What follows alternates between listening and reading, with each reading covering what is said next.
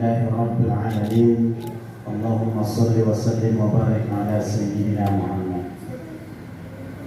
Pertama-tama tentu kita bersyukur Alhamdulillah bahwa hari ini kita dapat dan bisa mengikuti kegiatan pramuka kemahan Sabtu Minggu bersami. Yang ini wajib, ya, wajib diikuti oleh seluruh peserta dalam atau sekitar umur 10 tahun ke atas. Kalian nggak setahun lagi tentu, udah usia SMP atau MTS sudah 15 tahun, tapi masih dikatakan peserta dalam.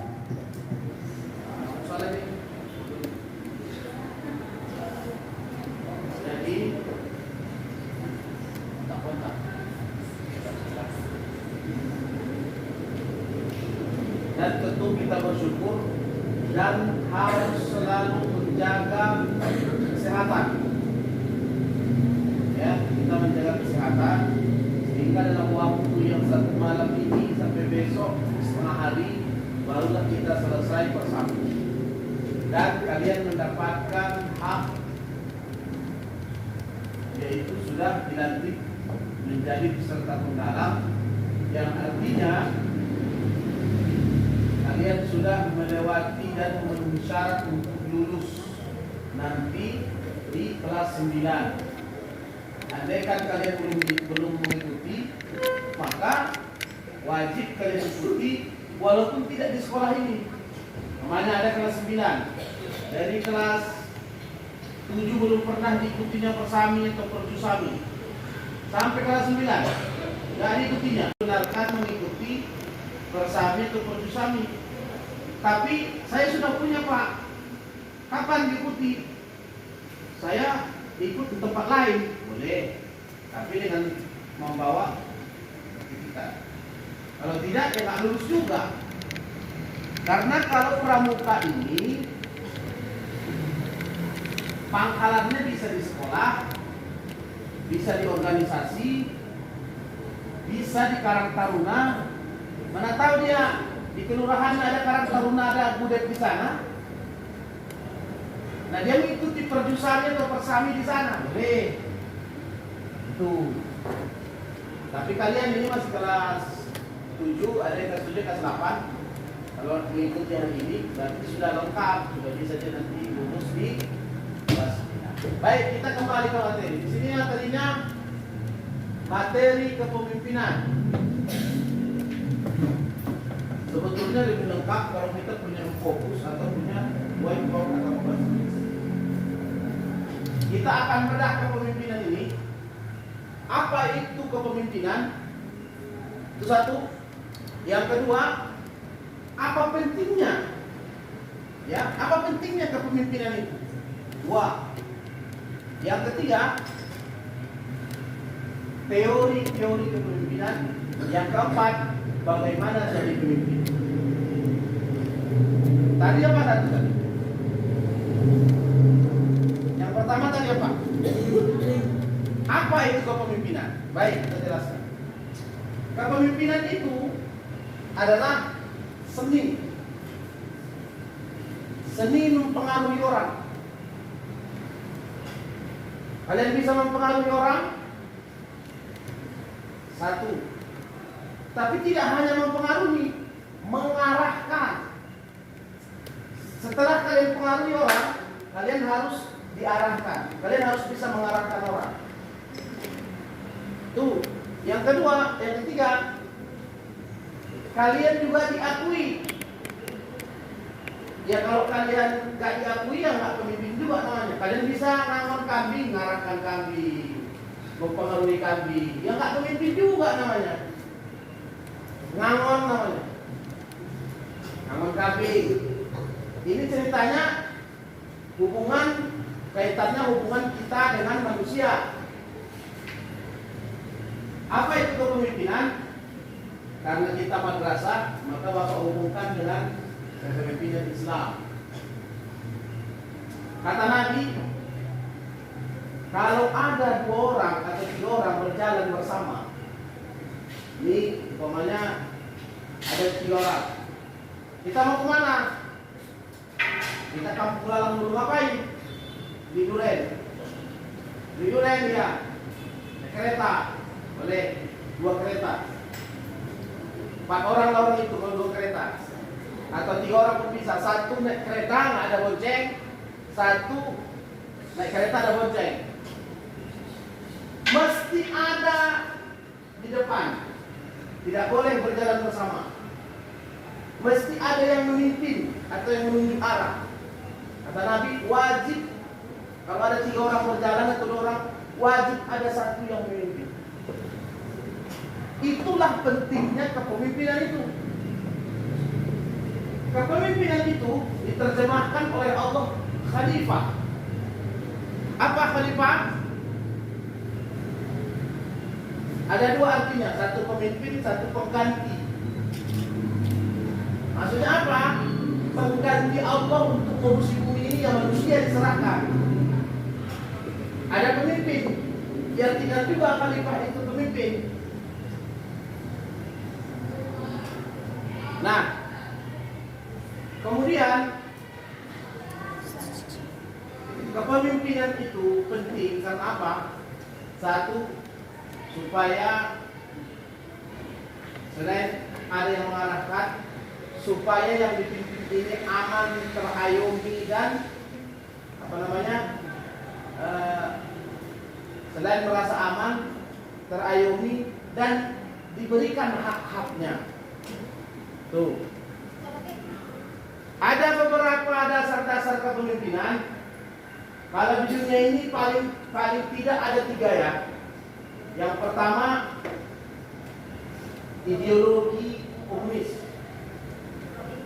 Yang kedua, ideologi kapital liberal. Yang ketiga, ideologi Islam. Ini masing-masing punya teori tersendiri dengan kepemimpinan. Kalau ideologi komunis, maka untuk meraih kepemimpinan itu, mereka akan menghalalkan segala cara, bahkan selalu ujung-ujungnya revolusi. Revolusi dulu, baru jadi pemimpin. Memberontak dulu, baru jadi pemimpin. Contohnya apa? Contohnya Cina. Cina, orang-orang komunis di Cina memberontak dulu. Mereka memberontak kepada pemerintah yang sah. Setelah mereka gulingkan pemerintahannya, baru mereka jadi pemimpin.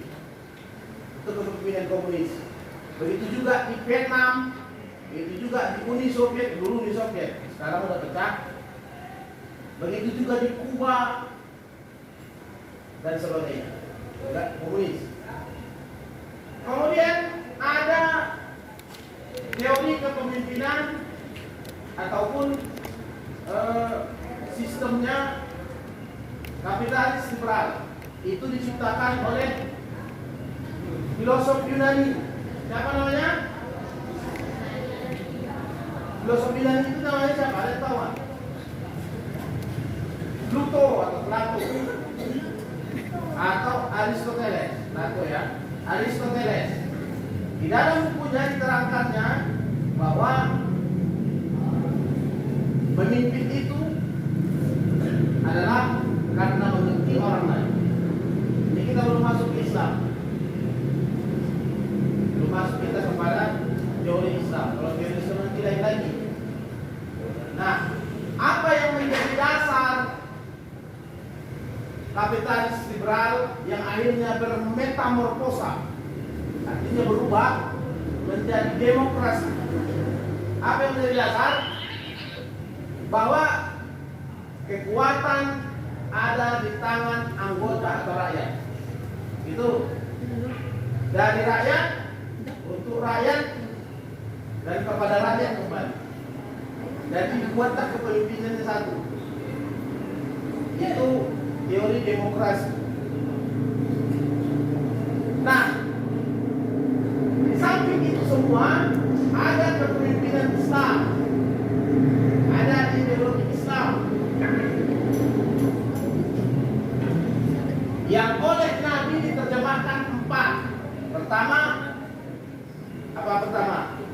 disiplin. Yang kedua, amanah. Yang ketiga, tabligh. Yang keempat, patona. Tadi kembali kita bagaimana cara menjadi pemimpin. Cara menjadi pemimpin yang pertama, mempengaruhi orang dengan kata-kata, dengan tindakan, dengan pengakuan. Ada tiga. Dengan kata-kata, ada seseorang datang kepada kamu, kemudian dia ngomong, langsung kamu percaya dan langsung kamu amini apa yang dia bilang. Itu artinya dia sudah memimpin kamu. Datanglah cowok, dia kalau perempuan, datang cowok, dia hanya numpang lewat, baru dibilangnya, nanti kali kamu hari ini. Habis itu pergi dia, terus itu mempengaruhi jiwamu, perempuan ya. Kamu berpengaruh kepada jiwamu, sampai mau tidur pun nanti kamu kita. Itu dia aku cantik. Ambil lagi kaca, kan gitu. Ambil kaca. Tapi dia bilang aku cantik. Apanya ya? Ambil lagi kaca. Artinya dia sudah mendapatkan ataupun memimpinmu 10%. 10%. 90%nya belum. Kenapa? Ketika kamu mengakui dia, baru 100%. Besoknya kan kalau jumpa lagi, kalau nggak jumpa lagi, udah selesai. Artinya dia sudah mempengaruhimu. Baik itu pengaruh, biasanya ya, memimpin itu pengaruh positif, bukan pengaruh negatif. Itu kan pengaruh positif, dia memuji. Kalau pengaruh negatif, tiba-tiba datang dia, terus kita dihina-hina, terus kita tidak tahan, ataupun kita berpikir, kenapa dia bilang kayak gitu? Itu namanya nggak memimpin. Bukan dia mempengaruhi, memang dia bukan kayak gitu. Pemimpin itu mempengaruhi orang dengan cara positif, negatif tidak. Itu. Ada rupanya seseorang bisa terpengaruh dengan kata-kata. Banyak. Kata Soekarno begini, berikan aku 100 orang tua. 100, mana yang 100? Ini 10 nih. 100 lah satu ya. 102 non. Berikan aku 100 orang tua, niscaya ku cabut semeru dari akarmu. Berikan aku 10 pemuda, niscaya ku guncangkan dunia. Apa artinya? Kalau diberikan kepada 10 pemuda saja, maka dia guncangkan dunia. Artinya dia akan menjadi pemimpin dan bisa mempengaruhi dunia. Nah kemudian itu dari kata-kata, dari segi tindakan, memimpin mempengaruhi itu juga bisa dari segi tindakan. Dari segi tindakan, ada seseorang yang putus asa, frustasi, stres, mungkin karena hilang uangnya, ya, atau hilang apanya lah yang hilang, stres dia. Tiba-tiba datang orang sampingnya, baru ditengoknya, orang itu bilang begini, harus kuat, kamu. Ini dia nggak ngomong, hanya berkuat gitu. Tapi dengan cara kayak gitu, dia bersemangat.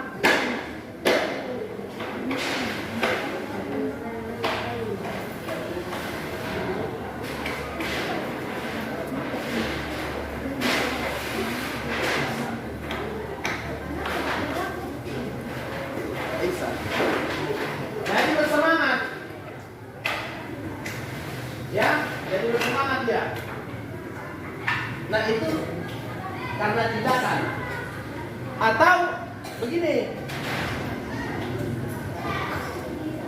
Atau ini. Ada seorang perempuan di restoran. Dia duduk sendiri, menangis. Tiba-tiba ada laki-laki di sini berserta kawannya, tengoknya perempuan itu menangis. tapi tak ada tisu. Kemudian datang dia hanya ngasih tisu aja untuk menghapus air matanya. Dia kan tak ngomong, cuma ngasih itu aja dengan tindakan, sehingga itu menjadi simpati kepada si perempuan yang menangis. Artinya dia sudah mempengaruhi dengan perbuatan.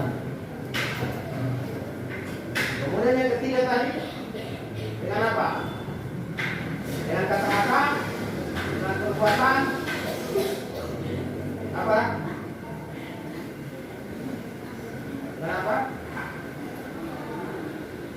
Ayo, ada 3 tadi. Dengan apa yang ketiga? Dengan apa? Hah? Nggak dengar? Tindakan dengan tindakan. Ada dengan kata-kata, ada dengan perbuatannya. Yang ketiga, hah? Tindakan. Baik. Kalau dengan tindakan begini, tahu Yesus Kristus?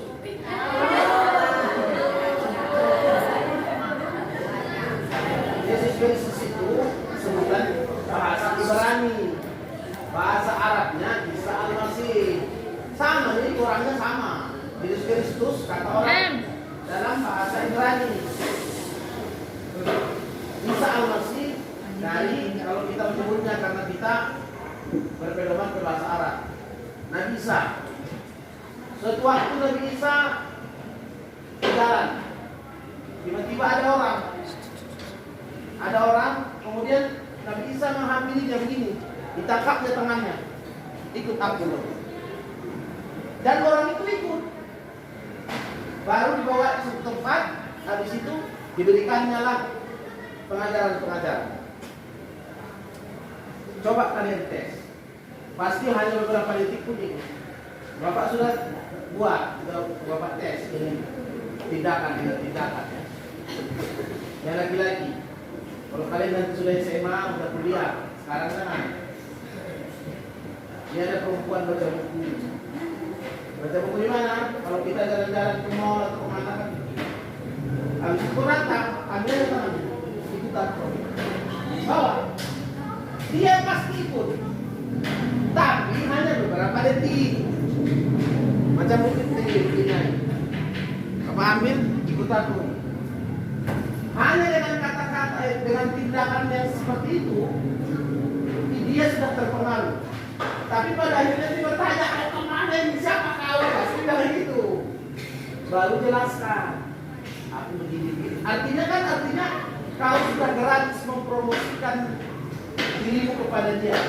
Kalau memang dia yang kau suka, itu. Nah, itulah cara mempengaruhi. Tiga cara tadi. Tiga cara mempengaruhi dalam memimpin. Baik, sekarang kita lihat model-model kepemimpinan. Apa model-model kepemimpinan? Satu, pemimpin karismatik. Apa pemimpin karismatik? Pemimpin karismatik itu biasanya dituakan. Umpamanya kiai ataupun tuan guru di masjid, gak tergantikan yang di masjid. Sampai dia harus tinggal dia baru bisa diganti. Kenapa? Karismatik. Gak bisa yang gak ada yang bisa menggantikannya. Karena karismanya beda. Itu biasanya kepemimpinan Islam karismatik. Biasanya ada di pesantren, ada di masjid, ada di organisasi. Ada di organisasi. Contoh kepemimpinan Habib Rizik. Gak ada yang bisa menggantikannya, memang harus dia. Atau Habib Umar, Habib yang dari Yaman, tidak ada, harus dia. Tinggal dia baru bisa diganti. Atau kalau di masjid ada yang dituakan di situ, nggak tergantikan. Macam Haji Leno, ada Haji Leno di sini, masjidnya, nggak bisa tergantikan. Tinggal dia baru bisa terganti. Apa? Kenapa? Karena karismatik itu kriterianya. Kedua, kepemimpinan demokrasi. Itu biasanya di satu organisasi, di satu perkumpulan demokrasi. Demokrasi itu menentukan pemimpin harus musyawarah dulu. Musyawarah, siapa yang akan memimpin kita ini? Dipilih, setelah itu jadilah pemimpin. Nanti karismatik, ini demokrasi.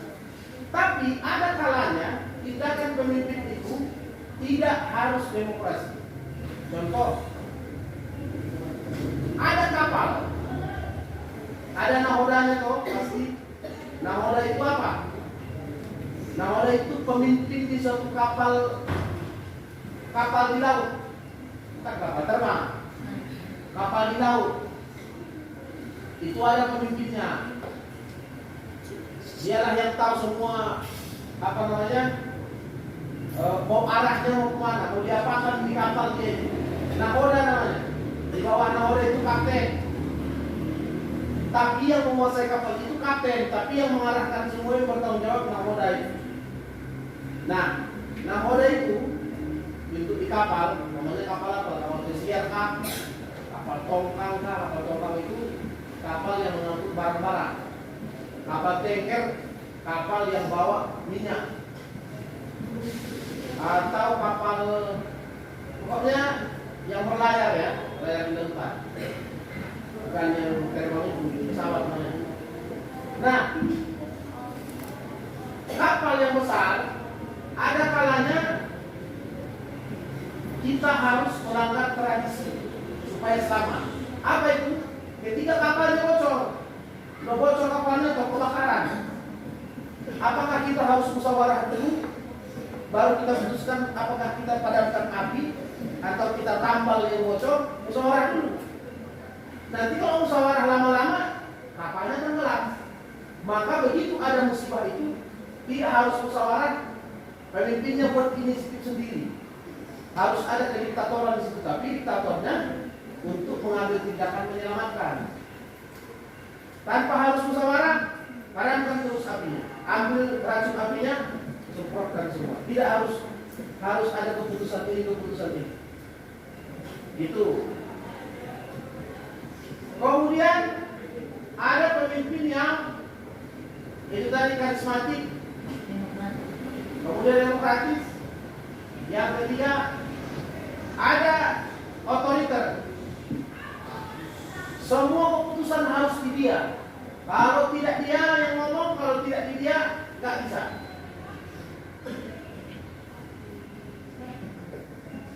Harus diktator atau otoriter. Jadi begitu dia ngomong itu sudah menjadi hukum. Seperti Fir'aun, ya, atau Raja Namrud di waktu menguasai Babilonia. Kalau Fir'aun begitu dibilangnya A harus A semua. Yang melawan harus. Kalau ada yang melawan ya tinggal lah penggalnya. Itu kepemimpinan otoriter. Kemudian yang keempat, kepemimpinan Islam. Apa itu? Tidak demokratis, tidak otoriter, berkarisma memang harus tetap, tetapi musyawarah.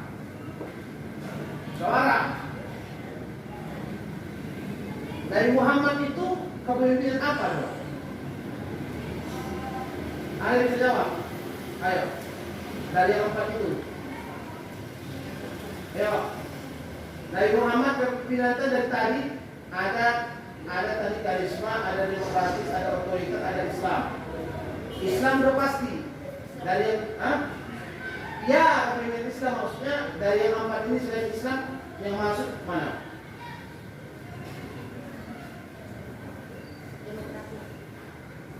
Oke, dulu. Karismatik.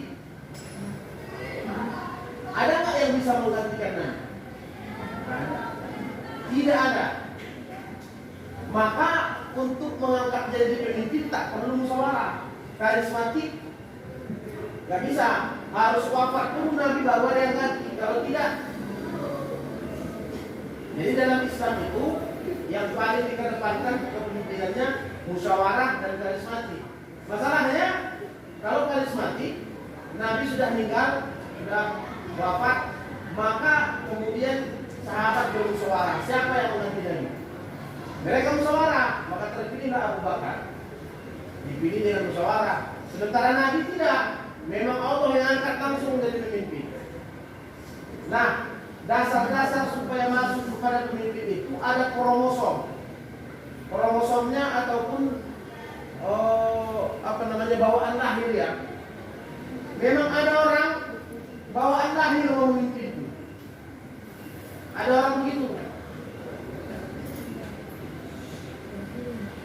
Ataupun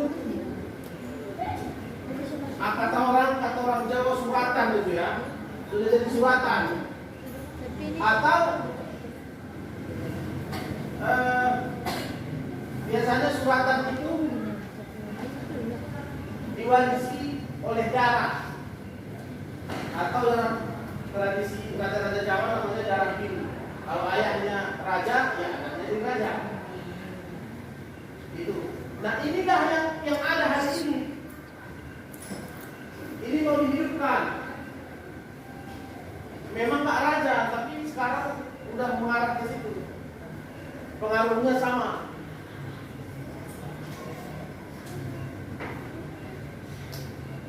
Nah dasar politik itu sudah ada kian ini. Tapi ada yang dipelajari. Karena kita bisa belajar memimpin. Bagaimana seperti yang Bapak bilang, bagaimana cara mempengaruhi orang. Bagaimana caranya? Kalau dalam debat umpamanya, kalau kata Abraham Lincoln, tahu Abraham Lincoln? Presiden Amerika. Kalau kita lagi berdebat, kita lagi cakap-cakap sama orang supaya kita menang, tahu caranya? Biasa merepetnya sama kita, memang mau sama caranya supaya menang. Jadilah pendengar yang baik. Udah diam aja, dengarkan aja apa dia bilang. Jadilah seperti pendengar itu jadi menang. Itu kata Abraham Lincoln. Berapa menit? 25 menit. Nah, udah lama rasanya. Oke, lanjut.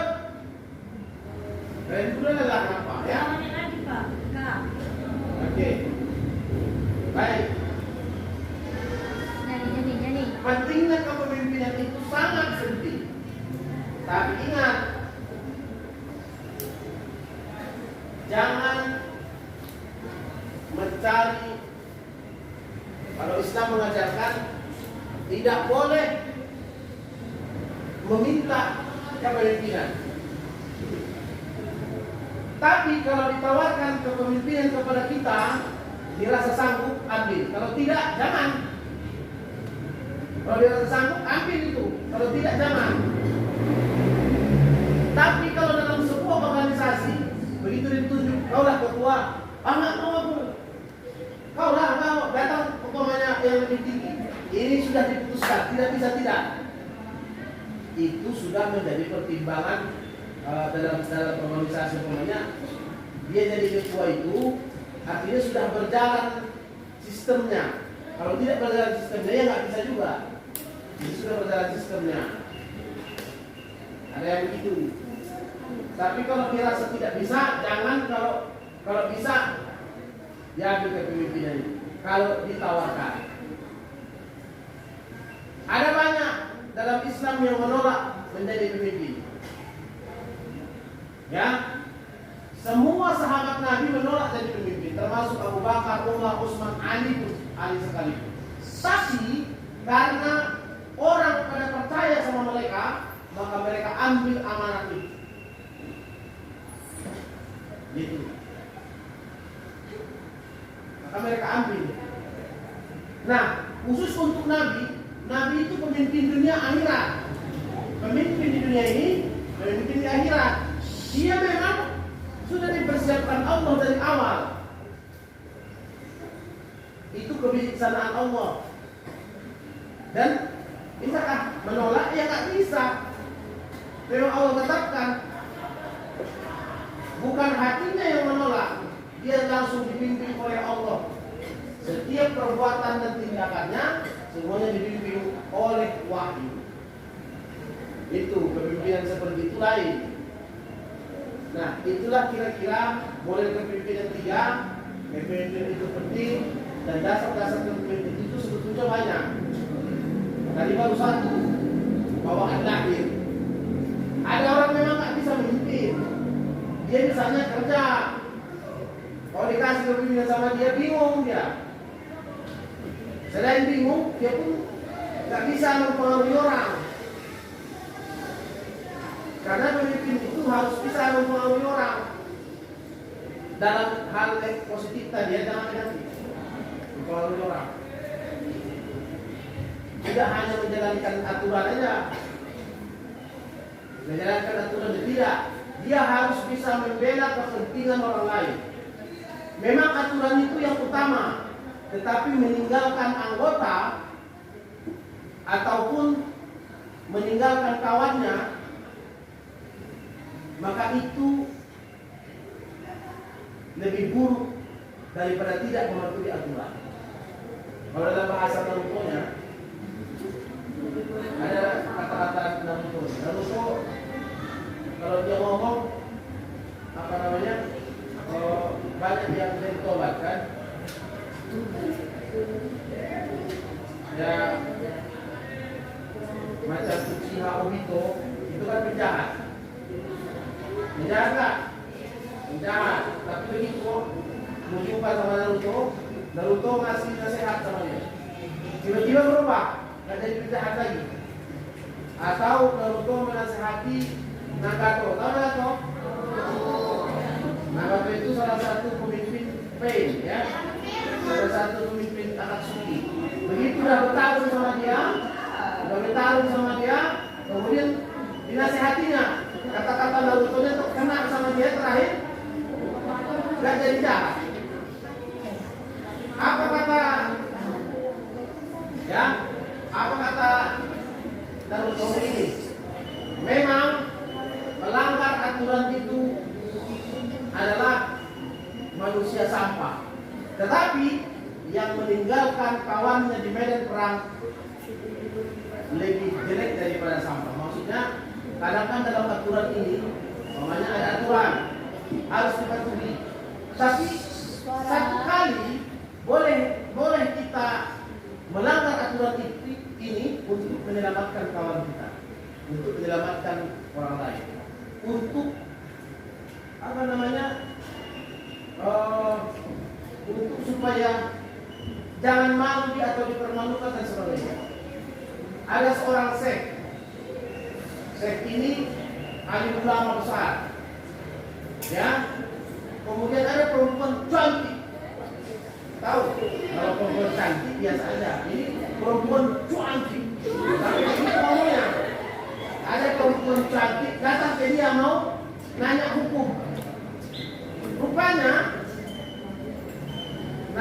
datanglah ke rumahnya nanya hukum. Sebelum nanya hukum, biasakan perempuan duduklah. Begitu duduk, terkentut perempuan. Dia kan cantik. Perempuan cantik kan kenal lah. Terkentut. Udah kentut bau pula. Jadi dia nanya. Perempuan ini gak jadi nanya karena malu. Terus si ulama besar ini pura-pura gak dengar. Pura-pura gak dengar dan pura-pura gak nengok. Jadi kemudian datang asisten dari siapa ini? Si ulama besar ini. Loh, bilangnya, kenapa gak jadi nanya? Aku kayak gini bilangnya, aku bentuk jadi malu proses. Tanya aja, nanti dia gak dengar. Jadi mulai saat itu si ulama besar ini, seakan-akan berpura-pura tuli dan pura-pura buta. Untuk apa? Supaya si perempuan itu gak malu. Begitulah sampai si perempuan itu meninggal dunia. Setelah meninggal dunia dia baru gak pura-pura tuli lagi. Artinya apa? Dia kan melanggar aturan, berarti aturan yang biasa. Aturan yang biasa kan kalau kayak gitu ya nggak sopan kan gitu. Tapi dilanggarnya itu supaya apa? Untuk menjaga kehormatan si perempuan itu. Nah, pemimpin itu harus bisa begitu. Harus berjiwa besar. Setelah itu ya dikata-katain, baik benar atau tidak. Itu. Dan harus bisa menerima semua. Ini kalau umpamanya ada sedikit selek dengan yang lain, terus nggak mau lagi jadi pemimpin. Umpamanya contoh, jangan gitu. Nah, oleh karena itu Bapak mengharapkan semua kalian ini bisa jadi pemimpin. Setidaknya bisa memimpin dirinya ke arah yang lebih baik, ke arah yang benar. Nah, kira-kira itulah yang bisa Bapak sampaikan. Karena nggak ada materinya sebetulnya. Kalau ada materinya enak. Ini hanya yang Bapak tahu aja. Oh, nggak lupa. Oke.